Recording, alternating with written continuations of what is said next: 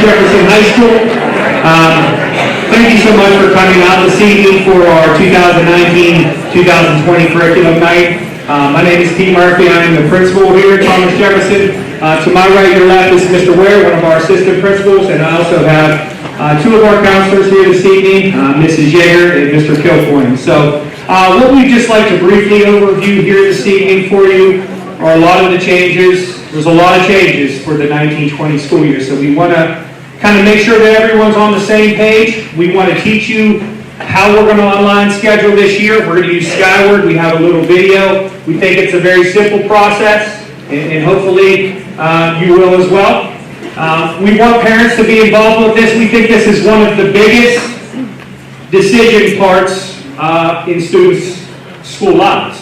The courses that they take definitely set them up for the next year and ultimately their path for after high school. So we want to be here, we want to help, we want to make sure that you have your questions answered when it comes to the courses that we have. We've put all of this information online. I believe we've sent out some emails with you with these links, so we're going to make all of this information for you available, and then we'll also be available through email, phone conversations with all the counselors, even administrators, so that we can make sure in the next 8 days that we get every student in the best place possible going into our new high school, which will open, you can hold me to that, in 2019. So, just looking at our schedules, in the month of January, we did propose, we had a lot of conversation about this for more than a year. When I came on board, it was something I had to get up to speed with, but we did have some public meetings, and we are going to go into a 7-period day next year, 7 academic courses, and 1 period that we call PLT, which is personalized learning time. What this will be every day for every student in the high school, grades 9 through 12, is they will have 3 30-minute blocks of time on a daily basis where they will get to choose information, courses, remediation that they have interest in. If they have no interest in any of the things that are being offered that day, they will then have that opportunity to have 2 30-minute study halls. And one of these 30-minute blocks will be their lunch. So our PLT time will be centered, it'll be starting approximately 11:20, and it will go till 1 o'clock p.m. The thing that's nice about this is it allows us to do a lot of the things in the day that we really don't have time. We're going to provide opportunities for kids for remediation. If teachers can schedule kids, if I'm giving a test and I see some kids weren't really grasping those concepts, I'll be able to schedule them and say, hey, I want A, B, C, and D. You're going to come see me during that A block. And I'm going to sit down, I'm going to work with them, and I'm going to have a real good opportunity to kind of assess them or remediate them or do whatever I feel is appropriate to make sure that they're up to speed with their peers. Okay? I can also do it as enrichment. If I have kids that are doing awesome and doing just way better than I expected, that might be an opportunity for me to kind of push that envelope forward. And we're going to hope that we're going to be able to provide a variety of opportunity for kids, from guest speakers to club activities, and really the sky's the limit. Where we think it's going to be and where it ends up, I'm sure it will change. But that's a big change. So with that, we've had to make a lot of different changes to the traditional format. One of them being our science classes next year, unless it's an AP Science, will not have a lab attached to it. Now that for some is a big deal, but there's definitely a lot of other schools that we've had some conversations with that also do this. So our teachers have had more than a year to prepare for that, and I do feel confident that they will be able to still provide you and your children with the world-class education that they deserve through that process.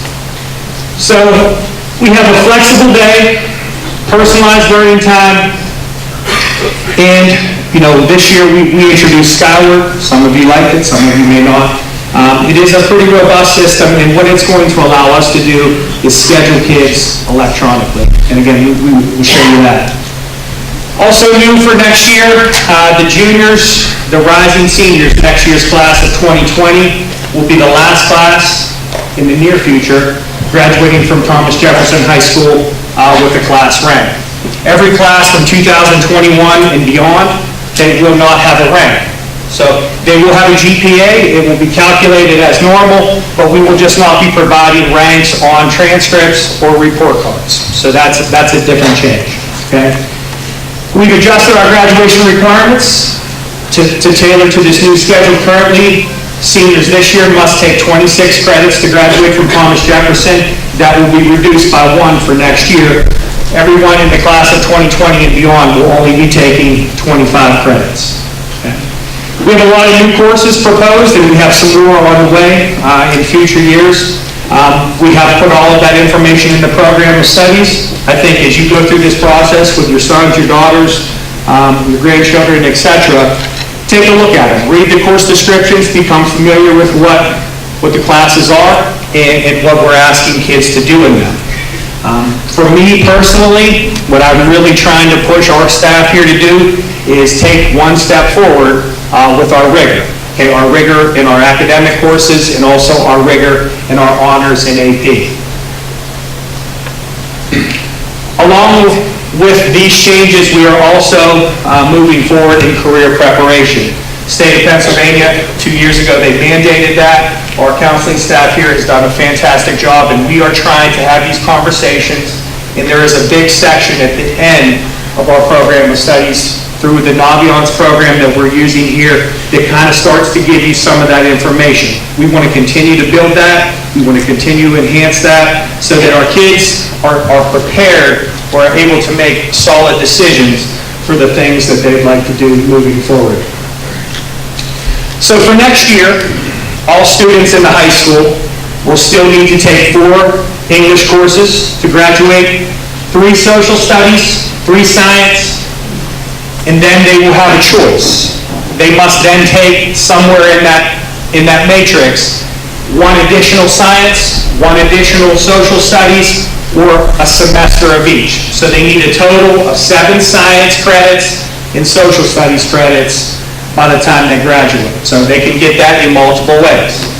Again, more science, 3 social studies, more social studies, 3 science, or they can take a semester course of each.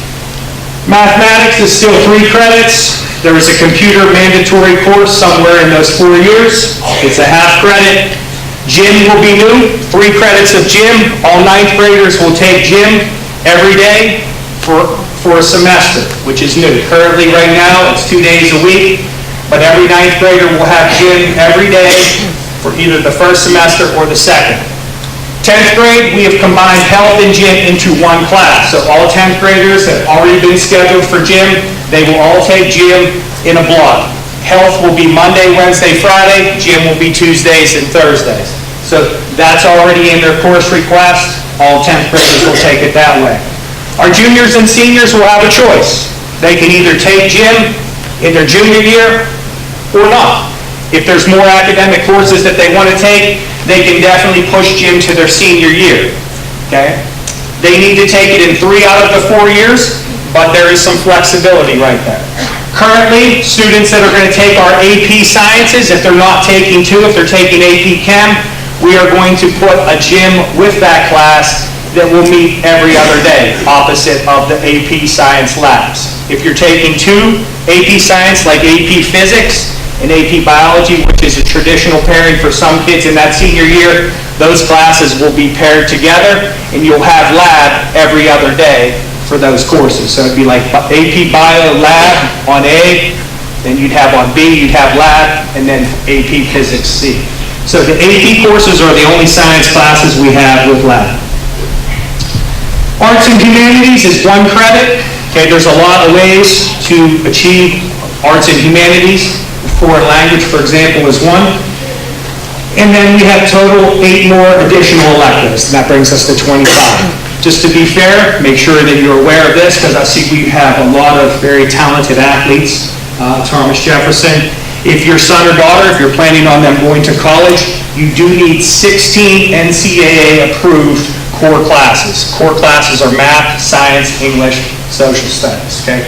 So to be enrolled in an NCAA school, you do need 16 of those throughout high school, which should be a problem. Foreign language counts too. And foreign language also counts, okay? We told kids your transcript, that is truly your academic record. That's kind of what gets passed on when we had this today. Your course grades determine your QPA, and as I said, a lot of changes for next year. One of the biggest changes is how we're going to grade. Currently, our grading system is a little difficult to understand. Most of you may understand it better than I do, but it's kind of a blend between QPA and average, right? Next year, we're going to go straight mathematical, so each quarter will be worth 25% of an overall grade for a class that meets full year, and 50%, if it's a semester-long class, each 9 weeks in the semester will be worth 50% of that grade.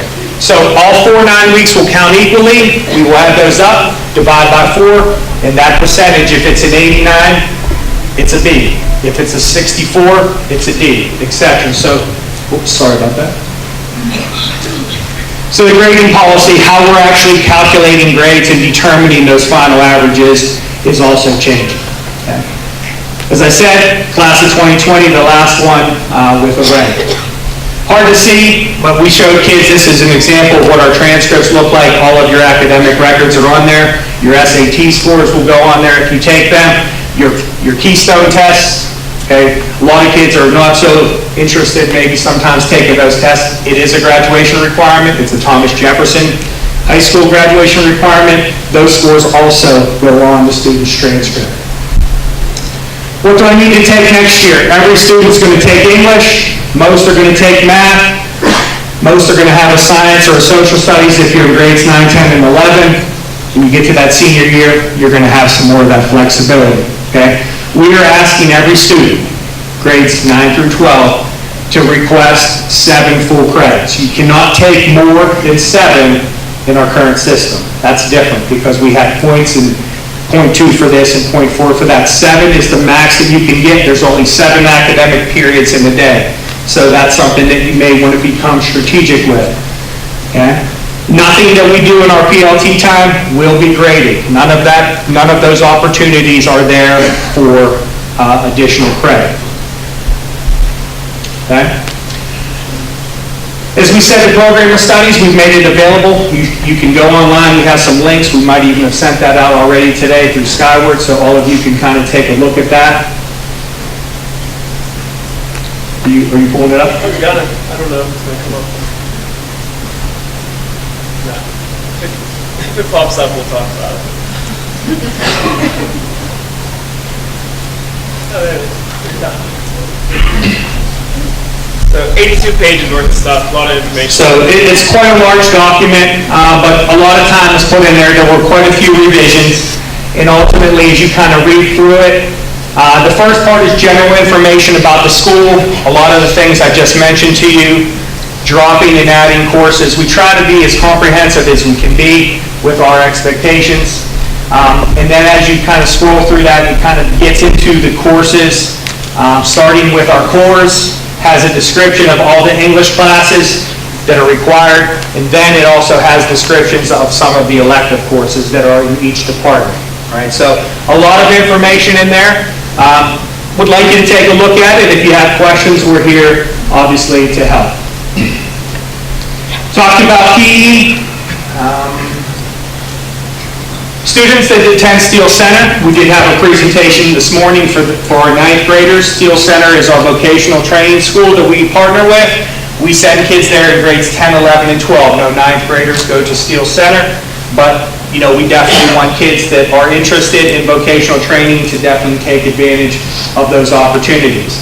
Those that go there, based on our schedule, okay, we will, if they attend for 3 years, they can earn credit in the programs that they're in math and science. So that's also something to consider that may be a little bit more difficult to understand or process at first. So we're going to have to bounce some things around, and our counselors are definitely prepared to kind of have some of those conversations with parents or students. Okay? We've asked our kids to try new things. There's a lot of great teachers here. There's many great courses. We're not going to get every single thing that we want, especially the younger you are, the less opportunity that you have. But as you progress through high school, you have a lot more choice. And again, the advantage, like we're moving into probably the most advanced high school that I've ever seen.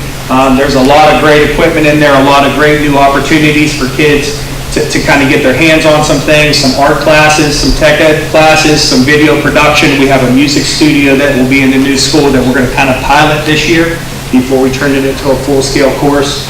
But we really want kids to take advantage.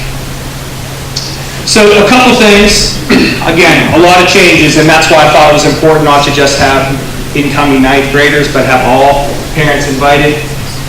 Because we're going away with the rank, we are adding for next year, we are adding a new designation for graduation called an AP Scholar. An AP Scholar will be a student that in their high school career takes 5 AP courses, okay? Takes 5 AP courses and takes the AP exam. 3 of those courses must be completed prior to their senior year. Why is that? Because we need to be an AP Scholar, you have to have a 3, a 4, or a 5 on one of those AP exams to be eligible, okay? If you take 6 and you get a 2 on one, but you still have 3, 4, or 5 in your sophomore, junior year, you are eligible.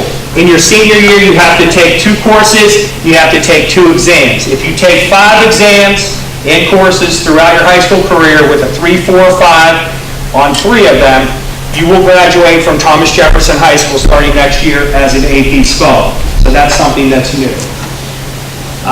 Those of you, I know we didn't have our AP night last week due to the weather, so just a couple things I want to mention about that. The College Board runs the AP test. AP tests have correlation with college credit for many of the classes that they correspond with. Students, depending on the university, not Ivy Leagues, but most other universities, offer credit for students who do well on AP exams. Currently, you register for those exams by March 11th. So if you have a son or daughter right now, that is the deadline for this year. The College Board, not Thomas Jefferson High School, they have moved that back for next year. It will be done in October. So you need to decide in October and pay if you are going to take one of those exams. So that's a big difference. In our program this year, like I said, we've made lots of changes, and again, I'm trying not to forget any of them, but our teachers are here this evening to talk about AP as well as the other courses. But we are also introducing college and high school class, okay? What a college and high school class is, for those of you that do not know, is it's a class that you take here, but we also have an agreement with universities, okay? Pitt is one, for example. So AP Calculus is a class we have an agreement with Pitt. You can go into that class for $70 a credit, which is a pretty good deal. If you pass the class, you can receive 4 credits from the University of Pittsburgh. So for $240, you can get 4 college courses if you pass that class. And I believe there are some parameters you have to have a C or better. That money comes from the students, from the parents. The school does not pay for that. You also have the option in those situations to take the AP exam and try to earn college credit that way. So what we are trying to do, we are expanding our options for you to decide what is best for you. And we saw that the University of Pittsburgh is the 2nd highest attended university from students from Thomas Jefferson. So we do have a couple partnerships with them in math, one in psychology, and hopefully we can continue to build some new pathways moving forward. As I mentioned, all students need to take 7 credits, and we're going to ask you to take 3 alternates. We're going to show you how to select those. Not a guarantee we're going to get our first choice of 7, but we definitely want to do our best to make that happen. But that's why we're also going to ask all young men and women to select 3 alternates as well. Our teachers, over the last 2.5 weeks, have spent a lot of time putting in some recommendations. When you open this up this afternoon or this evening or tomorrow or whenever in the next 8 days, you're going to see requests that have been put in by the teachers or recommendations. The teachers have looked at grades, they've looked at performance in the classroom, but they've also looked at students' data, and they've made their best possible recommendations for what they feel. Now, not all of you will agree with that, and that's perfectly fine. Or you may go on there and your son is recommended for all honors and all AP, and you think that that may be too much of a load for them. We totally understand that and we respect it. So we want to give you that opportunity to have conversation with us, and if you're not comfortable with the choices that were made, we ask that you email or call our counselors, and we'll assist you through that process. Okay? We can definitely make the changes, but we want you to understand that our teachers have done that with the best intentions, with fidelity, to try and put your sons and daughters in the very best position.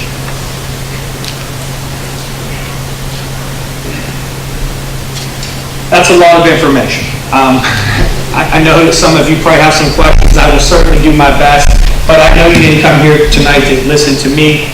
As I said, I do have members of the faculty here this afternoon, this evening. In the hallways, our 4 core classes are in the cafeteria, in our foreign languages in there, and our electives are kind of around that first floor. So I encourage you to go out there, have conversations with all the staff, ask what you need to know. They're definitely prepared to talk about the AP courses, all of the required courses, and the additional electives that are offered in each of our departments. All right? So a lot of information. Myself, Mr. Kilcoyne, Mr. Ware, and Mrs. Yeager, we will also be up here available to kind of answer questions regarding scheduling. Before I let you go, I'd like to show you briefly with about a 6 to 7 minute video that Assistant Principal Mr. Narsborough, he did make this. It is with it's really our students, it's really our data, and I do think it's really this simple. So please, hopefully we can get this to work, right, Mr. Kilcoyne? It's gonna.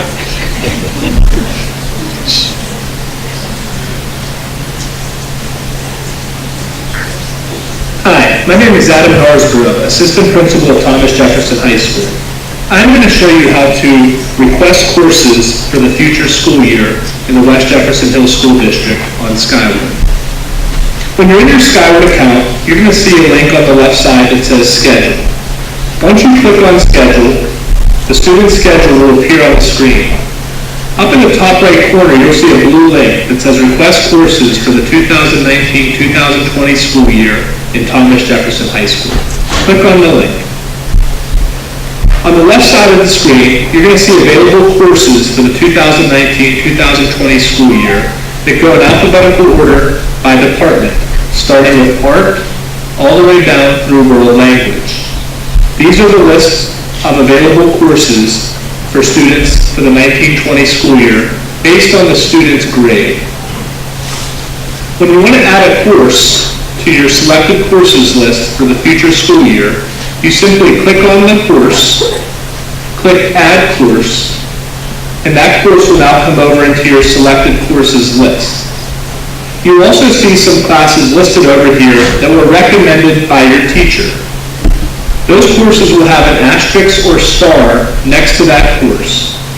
Students are not permitted to remove those courses from their selected courses. This process allows you to add the elective courses you would like to take alongside of the recommended core courses that your teachers have recommended. I suggest you look through our 2019-2020 program of studies to see course descriptions for all of the courses that are available to you. When you add courses, you simply add them over to your selected courses and they'll appear on the right side of the screen. If you want to remove a course because you do not want to take that course for the future school year, you simply click on the course and remove the course. It'll send that course back over to the available courses. So you will need to add a total of 7 credits for the future school year. In addition to having 7 credits selected, you also need to add 3 alternates. How you add alternates to the Skyward Scheduler is up at the top. There's a blue link that says Request Alternates. Once you click on that link, you will choose courses that will be alternate courses for you for the future school year. The process is the same. You click on the course, you click Add Course, and that course will come over to your selected alternates. You do this 3 times. 3 courses for selected alternate courses. To go back to your requested courses, simply click on the requested courses, and you'll see your list on the right side. As a reminder, all students will have to have a total of 7 credits requested, 3 alternate requests, and this process will be ongoing until the end of the scheduling period. If you have any questions, please contact your school counselor or your grade level principal, and we will be more than willing to assist you in the scheduling process for the future school year. Thank you very much. Go Jaguars. Look pretty simple. I saw some kids already today went on. This is open for you right now, so it is on. So at any point in time, you will be able to kind of start that process. It's important to remember you have 7 courses. You can only take 7. You can't take 8. You can't take 7.5 in the current format that we are in. You will have 8 days. This process will close next Friday, I believe at 4 p.m. So you do not have to do it today. We are not closing kids out of courses like the first come, first serve. That's not how we do it. We will build our master schedule based on the requests of the students in the high school. Okay? So you do have time to sit down, to talk about it, discuss it, plan it, think about it, look into some colleges that you may have interest in, see what they require, ask questions to the counselors, to the principals, or to the teachers that are here this evening. Okay? We want you to be successful in this process, and we're here to help. Hopefully, when you take a look at the video, we posted this so you can see it multiple times. I think it's a pretty simple process. And again, as I said, we're there to help. I know that some of you probably definitely have questions, but I want to get you out there, and I'm sure you have other things to do this evening as well.